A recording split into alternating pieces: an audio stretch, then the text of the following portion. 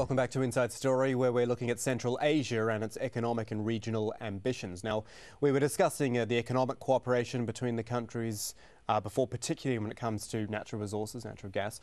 Surely, though, this is about more than just trade and investment. Think about the political relationships between these countries and the rest of the region and the rest of the world.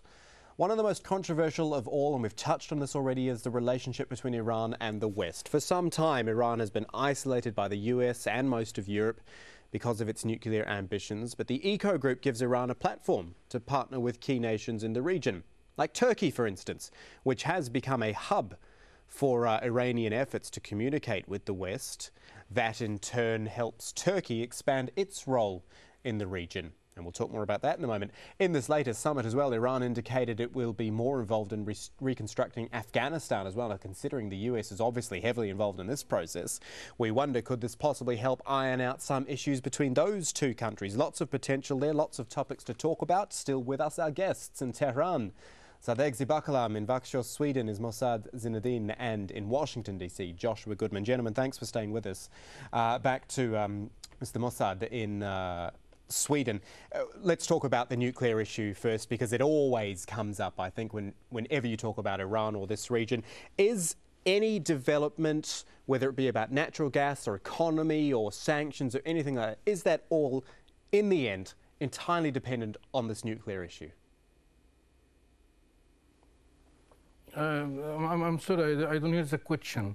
I'm just wondering, is whatever Iran wants to do, whether we're talking about the natural gas or the economy or anything, is it all dependent on the nuclear issue and solving the nuclear issue?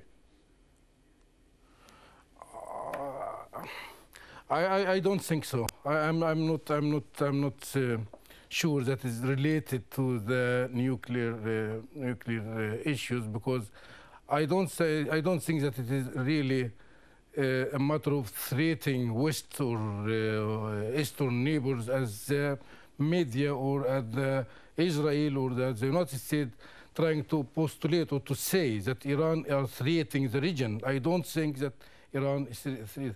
But on the other hand, if the West, led by America, find economic or interests to cooperate with Iran because of the, as you mentioned, because of the secure the flow of the oil or the gas via Turkey or Russian, I think they will mild the issue of nuclear, and they can allow them to progress their programs, because Iran is not unique in enhancing such programs. There are many countries, other countries have the same program or more real threatening program. Pakistan, they have program. Israel have the program. Other countries have the nuclear program. So I don't think it's a matter of the they are trying to use it as a card against Iran to not threatening, as he said, threatening Arab regions.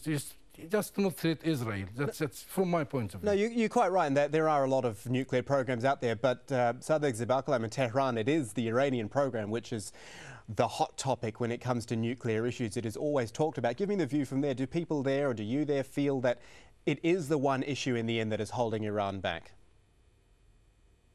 Well, many people in Iran believe that the nuclear issue actually has been picked up as an excuse by Israel, by United States, by some members of the EU, notably United Kingdom, to oppose Iran, Islamic revolution, to oppose Iran Islamic regime, and to oppose Iran's Islamic regime's very existence, because all the reports which have come out during the past few years by Mr. Al-Baradei's organization, the International Atomic Agency, as well as reports by various U.S. security organization and institute, they all have more or less indicated that Iran's nuclear program has been very much within the threshold of the rules and regulation of the international atomic energy. There aren't any report. There aren't any, as I said, any report to indicate that Iran is actually trying to build up a nuclear weapon. Iran has been punished because of having the potential of making a nuclear weapon. Now, when it comes to the question of having the potential, any country can have the potential. Are we going to punish them? No, you're quite right. Any country can have the potential. Let me bring in Joshua Goodman in DC, because when we talk about Iran, and I'd like to get your view on Iranian-US relations, there's no two ways about it. They're getting better, or they are thawing a lot more, and we saw recent testimony in the United States that they didn't think Iran was heading towards any sort of nuclear weapon. Do you feel there's good times, if I can use that phrase, ahead for US-Iran relations, particularly as Turkey seems to be coming in now as well as a potential mediator? Certainly. I just want to make one point on Iran's nuclear program. I mean, the IAEA reports have been far more damning than I think it was presented in the previous comments. They've said that there are a lot of questions surrounding Iran's nuclear programs, ones that could very much be consistent with a nuclear program, one aimed at building nuclear weapons.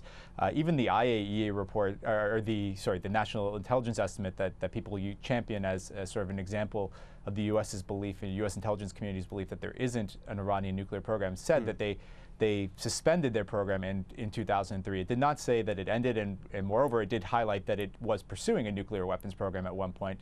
And there are certainly a lot of controversy surrounding the report itself.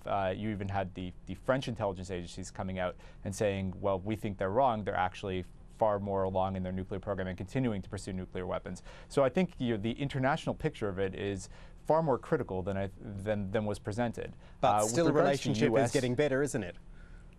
Yes. Well, with regards to U.S. Relations with Iran, the relationship or the attempt to build a better relationship is ongoing. But the reason behind it is to resolve the nuclear issue. It's not because the Obama administration believes that Iran is not pursuing nuclear weapons. Quite to the contrary. The Obama administration has been very clear in its statements that they believe Iran is pursuing nuclear weapons, and that it is, I think if we use the term from President Obama's first press conference after his election, he said it was unacceptable, and he would do everything to stop it. He has chosen as a policy to move forward with tough, direct diplomacy. This is something the Bush administration never really used. That involves, negotiations, but it will also continue with strong sanctions, strong economic measures.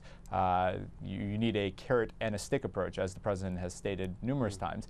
So I would say that they're engaging themselves more, but to say that it is thawing is probably an overstatement, because it's still, it is a process related to a very contentious issue, which is Iran's pursuit of nuclear weapons. And just quickly, the prospect of Turkey, as I mentioned as well, it seems to be entering as something of a negotiator, not just in this situation, but in the whole region. Is it, as part of this eco group as well, emerging as a new power there?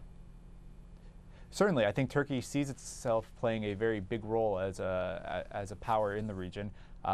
While it's technically borders Asia and Europe, it very much sees itself involved in Middle Eastern politics, in Central Asian politics. It is a gateway nation of sorts, and it's within its own interest to resolve the nuclear program. We've heard statements from Turkey, statements of concern regarding Iran's pursuit of nuclear weapons, because that would shift the balance of power. Turkey is an influential nation, wants to remain an influential nation, and if it wants to see its position remain intact, it certainly has to take a larger role in resolving conflicts, and I think that's what we're seeing right now. Interesting part of the world, certainly a lot of emerging powers in this eco group. We're all out of time here on Inside Story, but thanks to our guests, Zadek Zibakalam in Tehran, Mossad Zinedine in Växjö, Sweden, and Joshua Goodman in Washington, D.C. Thank you for your time, gentlemen, and thank you, our viewer, for joining us here on Inside Story. As ever, we welcome your comments and your suggestions. That's the email address there. It's insidestory@aljazeera.net. From the whole team, goodbye for now.